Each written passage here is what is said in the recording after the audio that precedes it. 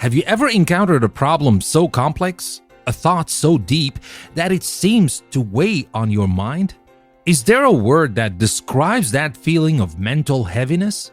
What about when a task is so difficult and slow to complete that it feels almost burdensome? Well, there's an English word that captures all of these sensations, and it might surprise you.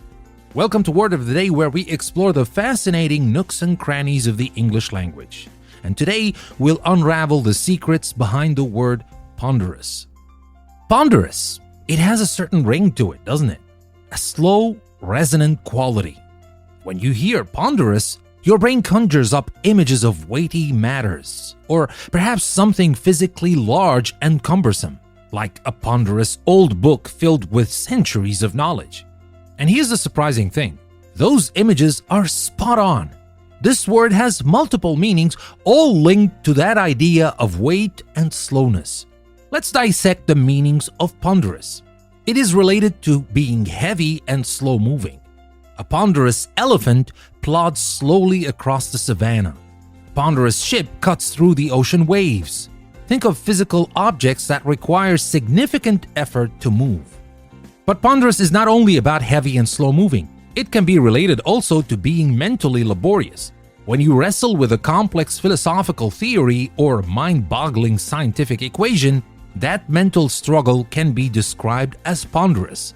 It's that feeling of your mind carrying a heavy load. And finally, it can also refer to being dull and clumsy. Here's where the word takes a slightly negative turn. Ponderous speech can be boring, long-winded, and lacking in any sort of spark or energy.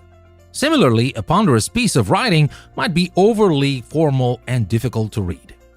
Now, words like people have a family tree. Ponderous comes from the Latin word pondus, which means weight.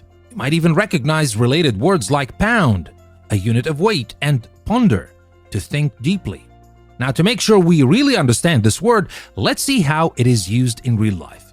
I will give you some examples that will help you understand how this word is used in real life. For example, we can say, the philosopher's work was filled with ponderous arguments that took hours to unravel. Or we can say, the old house had a ponderous antique wardrobe that seemed to hold generations of secrets. Or we can say, after a long day, his eyelids felt ponderous and sleep beckoned him. Wow! Who knew a single word could be so multifaceted? I hope the weight of this knowledge has lifted and not become a ponderous burden.